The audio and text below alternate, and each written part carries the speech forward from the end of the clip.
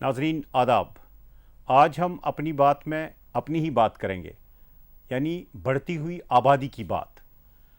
आज मेरे साथ जो पैनल है उसमें सबसे पहले हैं अमिताभ कुंडू साहब, जो जवाहरलाल नेहरू यूनिवर्सिटी में डेमोग्राफिक इकोनॉमिक्स पढ़ाते हैं और उस्ताद हैं। तो इनके साथ तशरीफ़ फरमा है श्री प्रेरणा साहिबा, जो एक जर्नलिस्ट हैं, स्पेशल कॉरेस्पॉन्डेंट है इंडो एशियन न्यूज़ सर्विस की। और मेरे साथ वहाँ पर तशरीफ़ रखे हुए हैं बिजीत रॉय साहब, जो पॉपुलेशन फाउंडेशन ऑफ इंडिया के साथ वाबस्ता हैं। हम पॉपुलेशन पे बात करेंगे, आबादी पे बात करेंगे। सबसे पहले जो हम समझ रहे हैं वो ये है कि किसी भी मसले की तह तक पहुँचने के लिए हमें कुछ जो हक़ाइक़ हैं, जो हकीकतें हैं, उनको समझना होगा और उनको तस्लीम करना होगा, रिकॉग्नाइज़ करना होगा। तो पहले हम आपको दिखाते हैं एक वीडियो जो है हक़ाइक़ पे मबनी, हक़ाइक़ का मजमुआ। ये वीडियो पहले आप देखिए।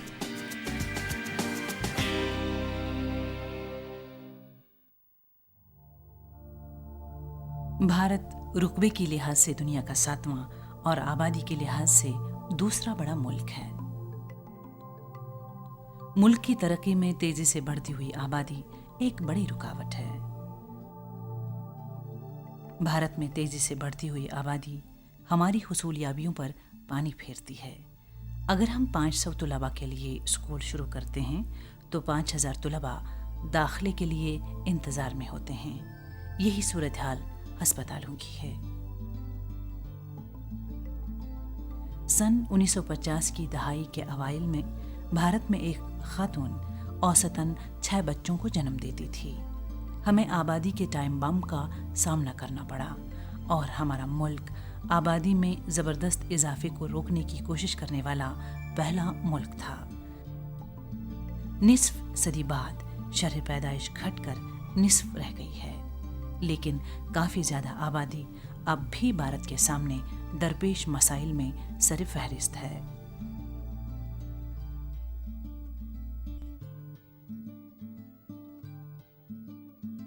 आबादी में इस खिलाफ मामूल इजाफे ने कई मसाइल को जन्म दिया, जैसे गुर्बत, बेरोज़गारी, ग़िज़ाई क़िल्लत, रिहायशी मुश्किलात, पोशाक के मसाइल, जो कि ज़िंदगी की बुनियादी ज़रूरियात हैं।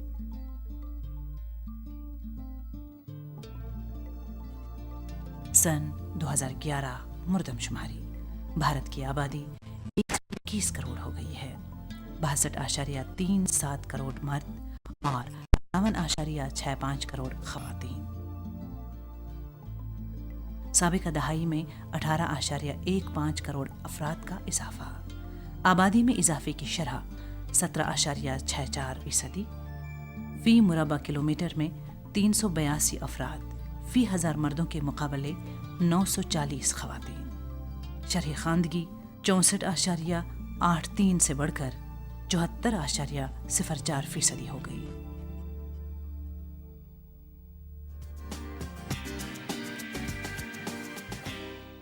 प्रोफेसर अमिताभ कुंडू, क्या हम समझ रहे हैं कि वाकई जो आबादी का मसला है, जो तेज़ी से बढ़ रही है, ये एक वाकई मसला है कि ये हमारे लिए एक फ़ायदा साबित हो सकता है?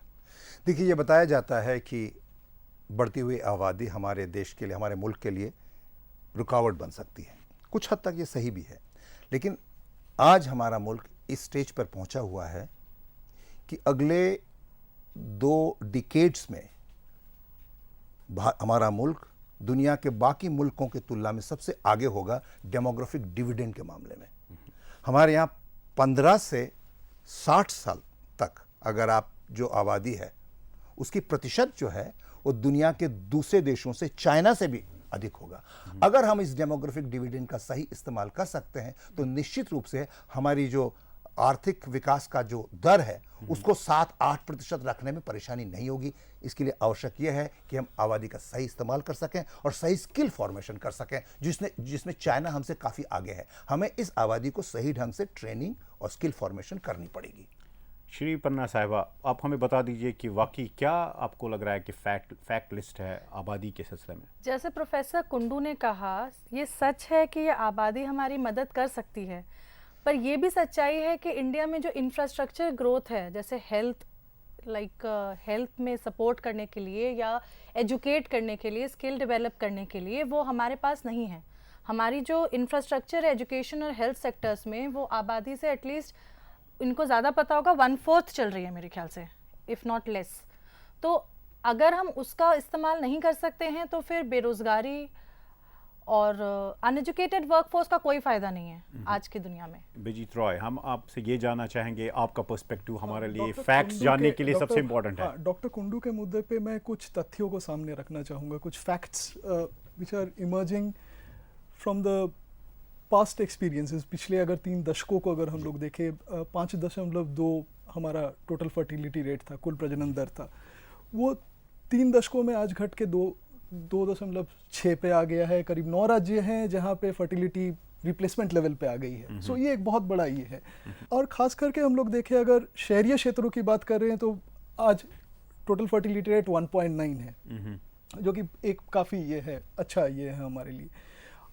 जहाँ हमको काम करने की आवश्यकता है, वहाँ पे the biggest issue is what doctor Kundu had said, and I would like to substantiate on that कि कहाँ पे हमको ये है कि यूथ पे हमको फोकस करना। यूथ पे फैमिली प्लानिंग प्रोग्राम्स का फोकस काफ़ी वीक रहा है, और कुछ खास करके इंटरवेंशंस हैं, हस्तक्षेप है, जो कि बहुत प्रभावी हो सकते हैं और इस पॉपुलेशन को हेल्दी रखने के लिए, प्रोडक्टिव रखने के लिए बहुत इंपॉर्टेंट है।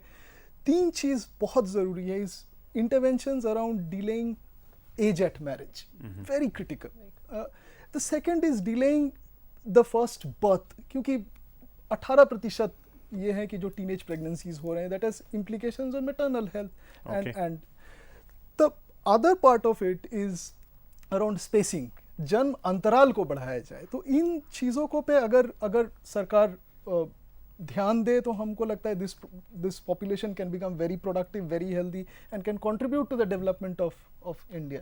प्रोफेसर कुंदू, ये बोला जा रहा है कि हमारे पास वसाइल की कमी है, बहरान है रिसोर्सेज का, और उधर से आपसी मुकाबला आराई है, कंपटीशन है, और इसमें जो आबादी का चैलेंज है, कैसे हम बैलेंस कर सकते हैं इसको?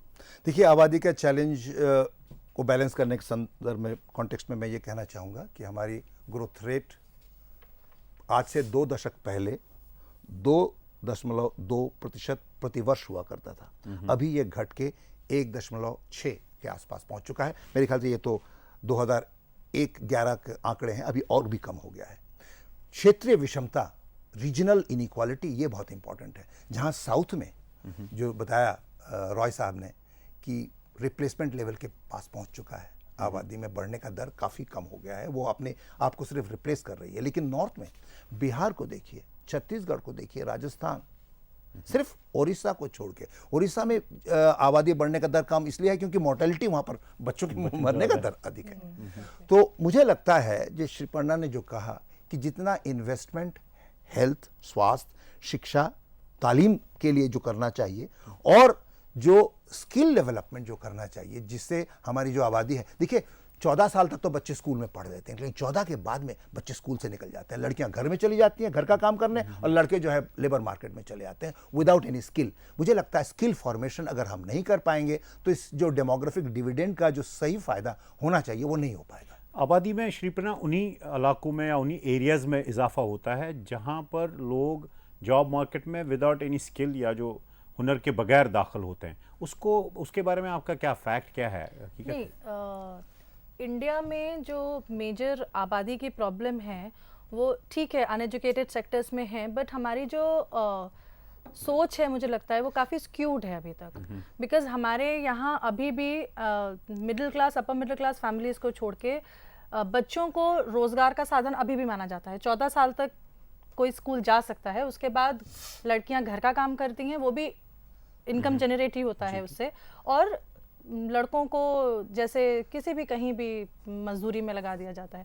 तो इससे ये सोच इस हिंड्रेंस है, क्योंकि जैसे मेरे घर की मेरे, आपके घर की मेरे, उनके लिए ये इम्पॉर्टेंट नहीं है कि उनके बच्चे पढ़े लिखे आगे जाएं, उनको माउथ फीड करने हैं।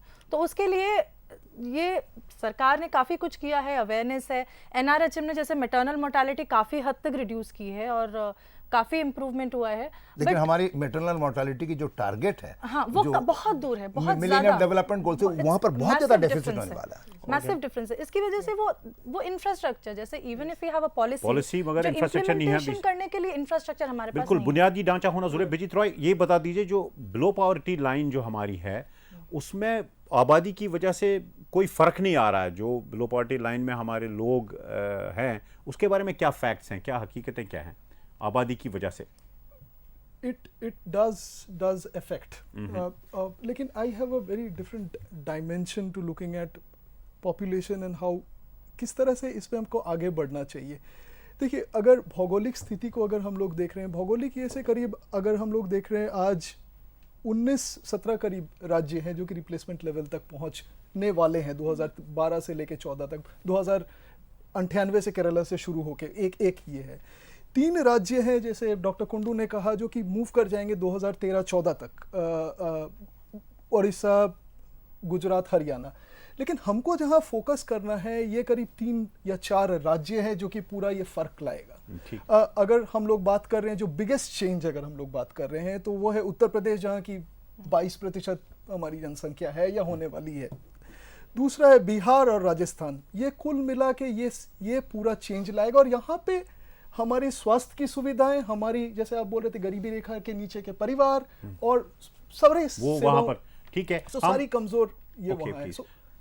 तो ये जो फैक्ट्स है वो हमारे सामने है। हम एनालिसिस की बात करेंगे, तज्जिए की बात करेंगे कि क्या वजूहात हैं। तो पहले आप हमारा ये वीडियो देखिए।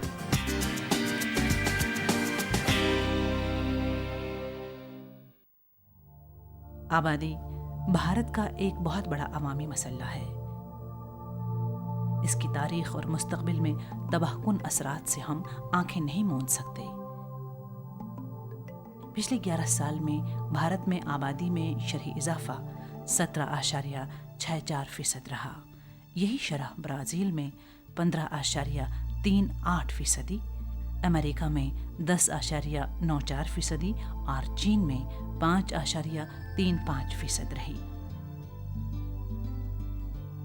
हद से ज़्यादा आबादी के ये नताइज होते हैं: रोटी, कपड़ा और मकान पर दबाव, बेरोजगारी का मसला और शिद्दत इख्तियार करता है, मयार ज़िंदगी गिर जाता है। बढ़ती हुई आबादी का बड़ा मसला रिहाइश का है। बड़े कुंभों में आमदनी के बाइस उनके बच्चे तालीम के नूर से महरूम रह जाते हैं। हमारी आबादी में बेपनाह इजाफा होता है। 1 मिनट में 44 बच्चे जन्म लेते हैं, यानी आबादी में फी साल 2.9% इजाफा होता है। हर बरस भारत की आबादी में 2.60 करोड़ अफराद का इजाफा होता है। हुकूमत बढ़ती आबादी पर रोक लगाने के लिए सख्त इक़दामात उठा रही है। इसने आज़ादी के फ़ौरन बाद ही ख़ानदानी मनसूबाबंदी शुरू की थी, लेकिन इस प्रोग्राम के खातिर खा नताइज बरामद नहीं हुए। आबादी में इजाफा एक ख़ास कायदे से होता है, जबकि बसर औकात के वसाइल में इजाफा महदूद तर्ज पर होता है। भारत को दुनिया की 16% आबादी के लिए दुनिया की 2.3% ज़मीन मैसर है।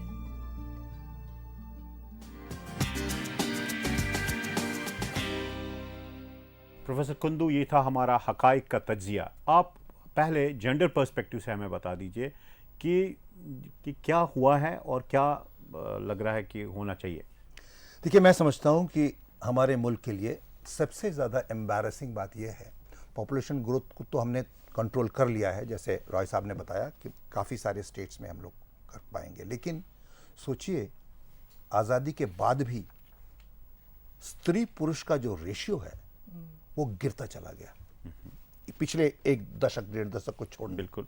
लेकिन पिछले दशक में भी अगर आप 6 साल से कम बच्चों में अगर आप लिंगानुपात सेक्स रेशियो को अगर आप देखते हैं तो वो फिर घटा है, 927 से 914 हो गया है। इसका मतलब यह है कि जो लड़कियां हैं जो सबसे ज़्यादा वल्नरेबल स्टेज पे होती हैं, जब पैदा ही नहीं हुई, उसी स्टेज पे उसके साथ में सबसे अधिक वायलेंस हो रहा है। और अगर हम देखें कि ये जो gender selective termination of pregnancy, जो लड़कियों को पैदा होने ही नहीं दिया जा रहा है, ये कहाँ हो रहा है? आपने गरीबी रेखा के नीचे के लोगों की बात की है।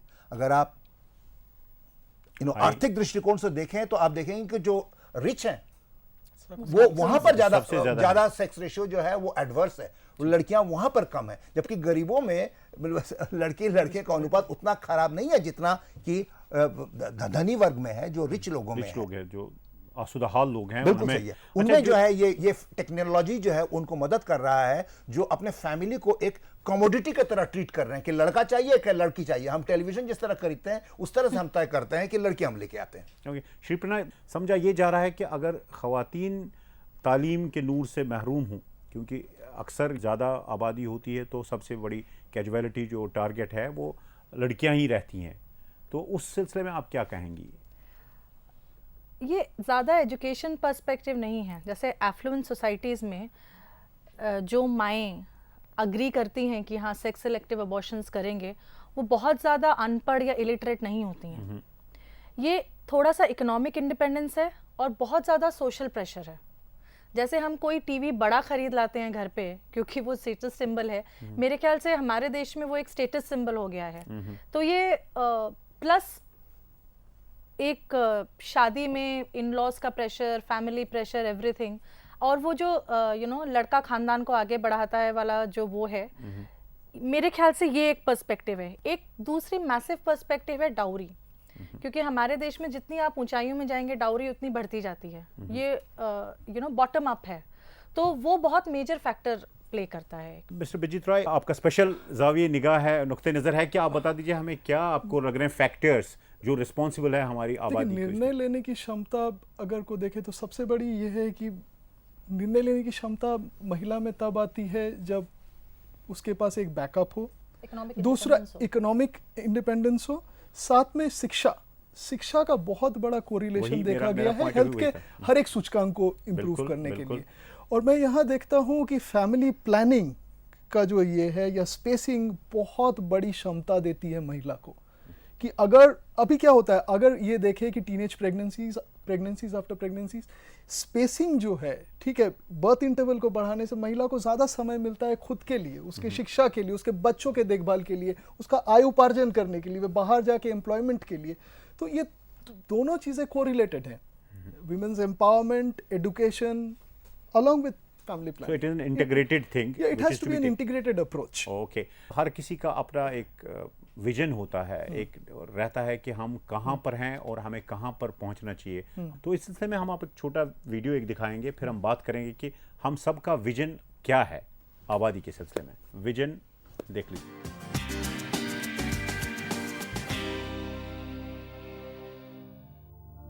जब तक इस डेमोग्राफिक इनकलाब को संजीदगी से ना लिया जाएगा, इक्तिसादी मनसूबाबंदी खातिर खाह नताइज हासिल करने में नाकाम होगी। आबादी काबू में रखने के प्रोग्राम और इक्तिसादी नमो और खुशहाली को एक साथ अपनाना होगा। अगर आबादी में इजाफा बेरोजगारी के मौके में इजाफे की शरह से तजावुज कर गया तो यह खतरनाक है। भारत गैर मुनासिब तरीके से जमा है। तकरीबन निस्फ आबादी 25 साल से कम उम्र की है। ये डेमोग्राफिक मुनाफा एक वजह है जिसकी बिना पर कुछ माहिरीन इक्तिसादियात ये अंदाज़ा लगा रहे हैं कि भारत आइंदा 5 वर्षों में इक्तिसादी शरह नमो में चीन से आगे निकलेगा। लेकिन एक तरफ जहां जमा आबादी भारत के लिए सूदमंद है, वहीं इसकी आबादी का साइज इसके वसाइल पर ज्यादा दबाव डालता है।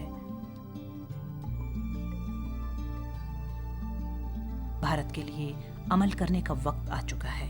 हमें तेजी से बढ़ती हुई आबादी पर काबू पाने की जरूरत है, जिसने आबादी को असासा होने के बजाय एक कमर तोड़ने वाला बोझ बना दिया है। आज भारत में हर कुंबे में औसतन 2.6 बच्चे हैं, जो कि निसफ सदी पहले के मुकाबले में निसफ है। लेकिन भारत की आबादी को एक ही सतह पर रखने के लिए फी कुंबा सिर्फ 2 बच्चे होने चाहिए। भारत में आबादी से मुतल्लिक पॉलिसी को ठोस इक़दामात पर मबनी होने की ज़रूरत है, ताकि ये न सिर्फ बढ़ती आबादी के मसाइल का इजाला कर सके, बल्कि गरीबों की हालात में वाज़ह और सही मानों में बेहतर तब्दीली ला सके।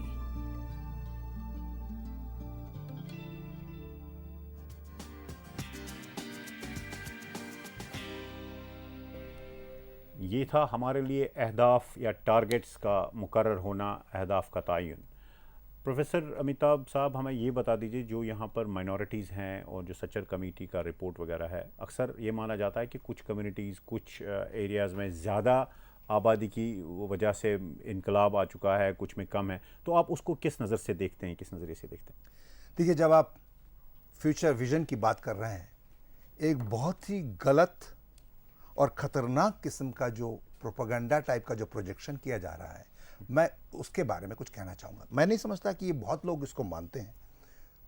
एक स्टडी ने बताया कि साहब, अगर 1 साल तक यही जो ग्रोथ रेट जो है अलग अलग रिलीजियस कम्युनिटीज़ का चलता रहे, तो मुस्लिम पॉपुलेशन जो है हमारा देश का, वो हिंदू पॉपुलेशन को ओवरटेक कर लेगा। इससे गलत कोई प्रोजेक्शन की मेथोडोलॉजी हो ही नहीं सकती।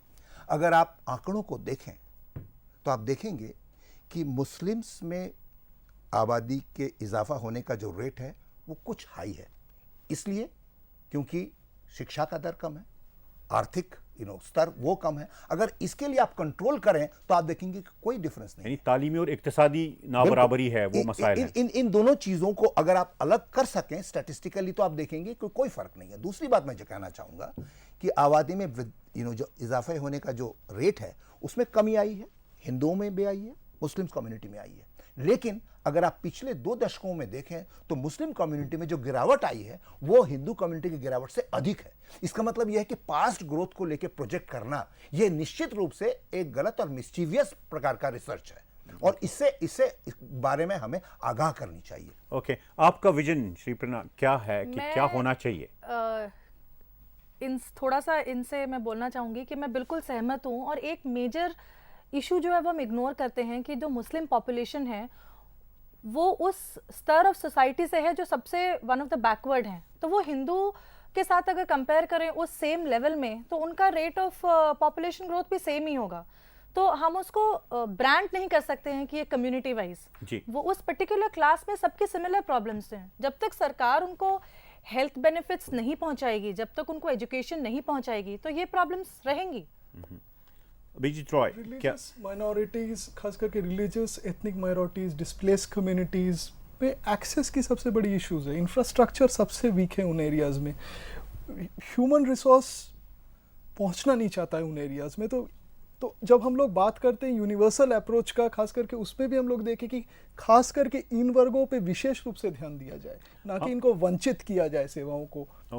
हमने विजन की बात की। प्रोफेसर अमिताभ साहब, आप हमें बताइए कि कैसे हम अपने टारगेट्स को अचीव कर सकते हैं? देखिए, पहली बात तो यह है कि सचर कमीशन के जो सुझाव थे उनको हम ठीक से नहीं इम्प्लीमेंट कर पाए। उनकी सिफारिशात जो है, हाँ, उनकी सिफारिशात को हमने सिर्फ चर्चा में रखे, उसके बारे में बहुत मीडिया पब्लिसिटी हुई, लेकिन जब उनको इम्प्लीमेंट करने की बात हुई, हमारी 2-3 मीटिंगें हो चुकी हैं मिनिस्ट्री ऑफ माइनॉरिटी अफेयर्स के अफसरों के साथ में, और ये कंसर्न मुझे लगता है उन्हें भी है और सारे मुल्क को है कि अगर हमने जो बुनियादी मसले हैं मुस्लिम कम्युनिटी के, इन सारे प्रॉब्लम्स को आइडेंटिफाई करने के बाद में जो सुझाव रखे गए थे उनके ओर बढ़ने की कोशिश करनी चाहिए थी। और मुझे लगता है कि मिनिस्ट्री में इसके बारे में परेशानी तो है, लेकिन कोई ठोस कदम अभी उठा नहीं पा रहे हैं, और मुझे लगता है इसके पर ध्यान देना बहुत ज़रूरी है। ओके, श्रीप्रणा, आपका विजन और उसका इम्प्लीमेंटेशन?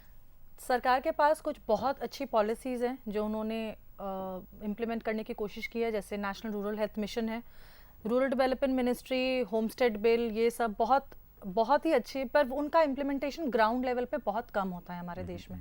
तो करप्शन को वीड आउट करके अगर उसमें फोकस किया जाए, स्पेशली माइनॉरिटी और ट्राइबल, ये 2 कम्युनिटीज़ पे, तो हम काफ़ी हद तक इम्प्रूवमेंट ला सकते हैं। विजीत, आपका विजन और उसका इम्प्लीमेंटेशन कैसे हो? मैं खास करके बात करूंगा राष्ट्रीय ग्रामीण स्वास्थ्य मिशन में जो परिवार नियोजन पे जो फोकस किया जा रहा है, वो 3 फोकस एरियाज वो लोग ये कर रहे हैं। और सबसे बड़ा चीज़ जो वो लोग जो ये मिशन करना चाहती है वो है कि target free approach. So that is a big change, you know. ICPD से लेके पॉपुलेशन पॉलिसी जो 2000 में बनाया गया था, it talks about a target free approach. Focus जो मूव करना चाहिए वो स्टेरिलाइजेशन से मूव करना चाहिए स्पेसिंग की ओर। सबसे बड़ा चेंज ये होना चाहिए। आप चूंकि मीडिया से वाबस्ता हैं, ज़राए इब्लाग के साथ काम कर रही हैं, आप हमें ये बता दीजिए कि जो अवेयरनेस का कंपोनेंट है इसमें वो बहुत बड़ा है। कैसे सक्सेसफुल एक कैंपेन हो इल्म आगाही के सिलसिले जो में? भी कैंपेन सरकार करे मीडिया के थ्रू, मेरे ख्याल से वो वर्नाक्युलर प्रेस पे फोकस होना चाहिए। वर्नाक्युलर प्रेस का मतलब है जो लोकल लैंग्वेज न्यूज़पेपर्स हैं बिल्कुल। और ऐसे बहुत अच्छे अच्छे अखबार, जो इलाकाई जुबानों में जो छपते हाँ, हैं। क्योंकि खासकर जो औरतें हैं बहुत लिटरेट हैं, बहुत उनमें से लिटरेट हैं, पर वो ज़रूरी नहीं है कि उनको इंग्लिश आती हो, क्योंकि प्राइमरी एजुकेशन लेवल में हम इंग्लिश नहीं सिखाते हैं। कोई 5वीं तक पढ़ी है, 10वीं तक पढ़ी है, तो ये बहुत इंपॉर्टेंट है। प्रोफेसर अमिताभ, यंग इंडिया जो है उसका डायरेक्शन क्या हो और कैसे किया जाए मुख्तसर अल्फाज में? मैं समझता हूँ कि यंग इंडिया के लिए स्किल डेवलपमेंट ऐसे क्षेत्रों में जो इमर्जिंग हो, जिसमें ग्लोबल मार्केट में जिसकी डिमांड हो। अगर आप आंकड़ों को देखें, नेशनल सैंपल सर्वे से पता चलता है कि बेरोजगारी का दर जो है 20 से 30 साल की उम्र में सबसे अधिक है। अगर इस नौजवानों को हम अगर ठीक से हम एम्प्लॉय नहीं कर पाएंगे तो बहुत सारे सोशल प्रॉब्लम्स होंगे। आबादी का एक सबसे अच्छा नुक्ते नज़र जो ये है कि नौजवान हमारी जो नस्ल है, जो हमारा मुस्तकबिल है, वो एक असासा है। अगर उसको सही तरीके से इस्तेमाल करें, आबादी मसला नहीं बल्कि हमारे लिए एक अपॉर्चुनिटी बन जाएगा। आज के लिए बस इतना ही, हमें दीजिए इजाज़त। आपका बहुत बहुत शुक्रिया।